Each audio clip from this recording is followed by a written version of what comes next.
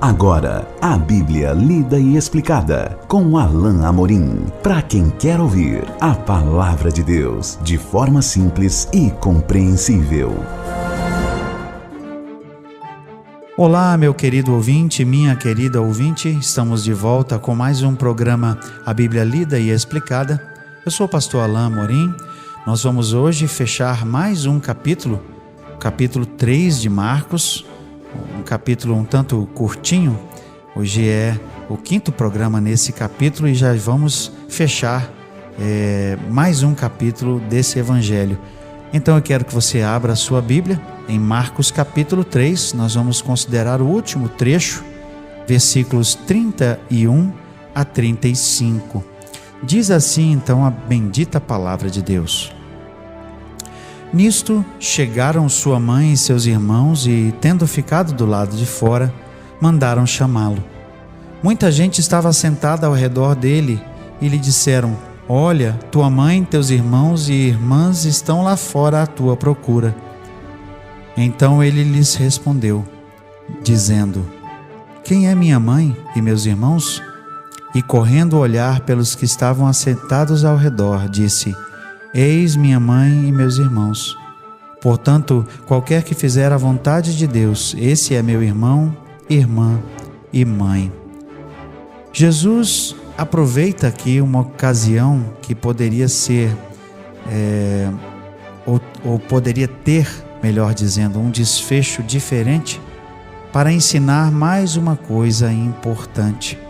Ensinar que, novamente, os seus olhos estavam na missão que ele tinha recebido do Pai.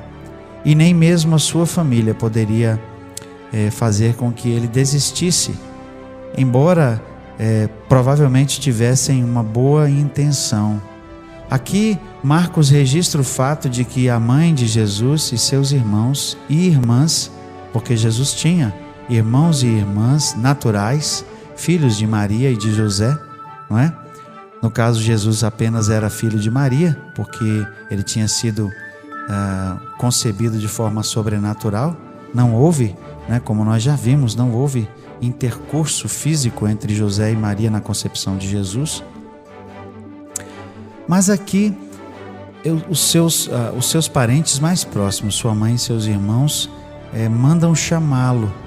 Aqui, de novo, como nós dissemos no nosso último encontro, talvez a mãe e os irmãos de Jesus tivessem uma intenção boa, estivessem preocupados com ele, talvez justamente por causa da grande multidão e simplesmente porque ainda não entendiam a extensão da missão de Jesus, porque é preciso lembrar que os irmãos de Jesus só creram nele depois da sua morte.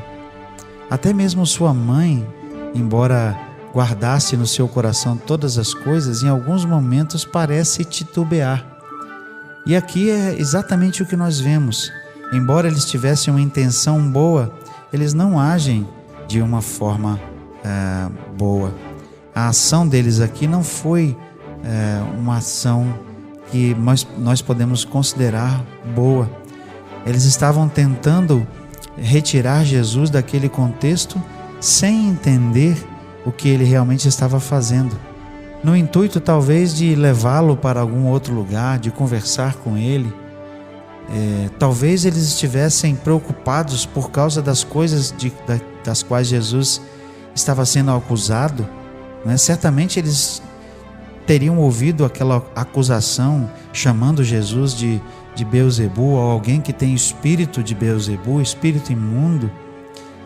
E talvez eles estivessem agindo assim porque outros já tivessem dito: ele está fora de si, ele não está no seu juízo perfeito. Mas o fato é que Jesus aqui não se deixa desviar, não tira o seu foco. Verso 32 diz assim: muita gente estava sentada ao redor dele e lhe disseram: olha, tua mãe, teus irmãos e irmãs estão lá fora à sua procura. Talvez, e aqui um aspecto positivo por parte de Jesus, Jesus não quisesse sequer confrontar e nem dizer algo que pudesse ofender sua mãe e seus irmãos. Ele simplesmente não atende à sua voz, mas ele responde: quem é minha mãe e meus irmãos? Verso 34 responde à pergunta. Correndo o olhar pelos que estavam assentados ao redor, disse: eis minha mãe e meus irmãos. Portanto, qualquer que fizer a vontade de Deus, esse é meu irmão, irmã e mãe. Jesus não expõe nada de negativo com relação a sua mãe e seus irmãos, mas ao contrário, ele usa essa ocasião para, de modo positivo, falar algo que desse acolhimento àquelas pessoas que estavam ao seu redor e também acolher a qualquer pessoa que quisesse realmente estar perto de Jesus. O que Jesus quis dizer certamente era que quem está perto de mim, que entende o que eu estou fazendo e que por causa do que eu faço obedecem a Deus, então esse é meu irmão, minha mãe e minha irmã. Por isso o verso 35 nos traz a afirmação de Jesus: qualquer que fizer a vontade de Deus, esse é meu irmão, irmã e mãe.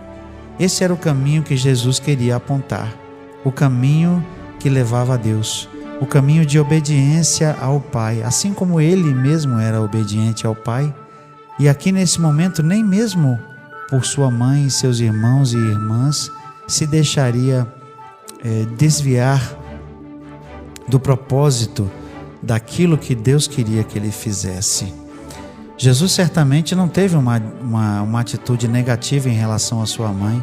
Nós não devemos interpretar essa ação de Jesus aqui como uma ação que quisesse como que ignorar a presença de sua mãe e sua família, mas ele usa essa ocasião para ensinar positivamente àqueles que estavam perto dele e, sobretudo, para dizer e acolher aqueles que já estavam obedecendo a Deus ao seguirem a Jesus e abrindo a porta de todos os outros que da mesma maneira quisessem agir. Todos aqueles que obedecessem à vontade de Deus também seriam acolhidos por Jesus. Que mensagem maravilhosa de acolhimento do Mestre, de todos aqueles. E vejam que Jesus chama de irmão, irmã e mãe.